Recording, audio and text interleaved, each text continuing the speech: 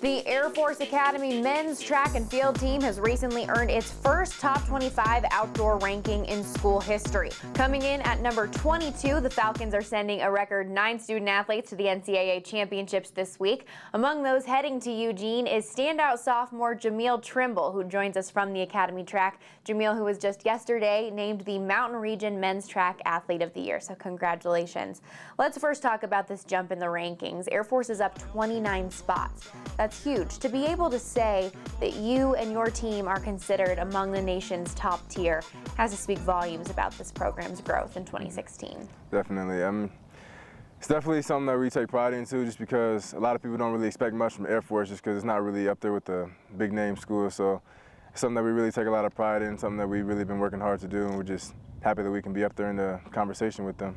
And those rankings come out shortly after the NCAA West preliminaries, where you as an individual did some pretty big things in a very short amount of time, set 2 Academy records and anchored a third with the 200, 110 hurdles and 4x100 relay, all in about a half-hour span. How challenging was that? How difficult was that to have that turnaround and to be able to have the success that you did in that short amount of time?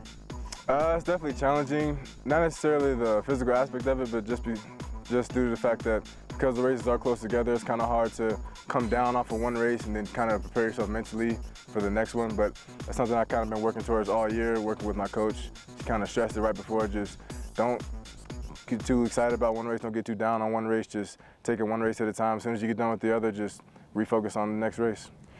It definitely seems like you're running the best of your career right now, and at the right time. The 200-meter dash specifically, that 2012 you ran, is the second best in the NCAA, the 9th fastest time in the world.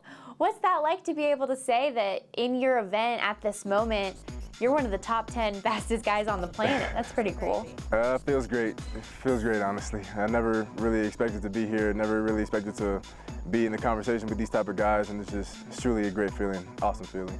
And correct me if I'm wrong, but you clocked that time in lane 9. How difficult is that, coming out of lane 9 and doing what you did? I guess the more difficult part really came leading up to it, just because the main thing I really get faulted for is my start, really. And so leading up to the race, knowing I only had one shot at it, I was kind of stressing, just thinking, okay, I have to get out, I have to get out, I have to push. I can't really wait until someone gets in front of me to try to chase them, because at that point it's too late. So I guess lane 9 kind of helped me in a sense, because it made me re-emphasize on it, just pushing out the blocks and just really, really push and get out in front of those guys. It's very exciting and special to watch. This team is taking more people than it ever has to the national championship with 9. 3 of you, yourself, Dylan Bell, and Patrick Corona, rank in the top 10 of your respective events. So a lot of momentum on your side right now. What has the talk been amongst your teammates or from Coach Lindeman about any specific message about what to expect? The biggest thing he really says is just stay humble. Don't try to go out there and do something that you haven't done all year. Don't try to change anything that we've done all year. Just keep the same rhythm, keep the same steps, keep everything the same, and just really focus on taking it one race at a time. Don't really focus on too much on making the finals. Just worry about doing what you have to do in the prelims and just worry about qualifying and advancing to the next day. And something that this team has done is win. I know, Jamiel, you're just a sophomore, but you've been able to accomplish so much, winning a number of golds at the Mountain West Championships and what you accomplished at the NCAA prelims. As a team, back-to-back titles in indoor and outdoor, 3-peat if you include cross country. I know you're not a distance runner, but they won the Mountain West title as well this season. How much does that experience of winning gold and winning championships come and play a part as you guys head into this national competition? Definitely plays a big part, but the biggest part really is just staying close to the team, making sure the team chemistry is there, because yeah, everyone likes to win, but at the same time, we need to treat the team like a family, and that's really the most important aspect of it, is just making sure that everyone is happy with each other, making sure everyone is comfortable around each other. And when that happens, then that's winning comes as a part of it. Any specific goals as far as time in the national meet? No specific time, just kind of be consistent with where I'm at right now.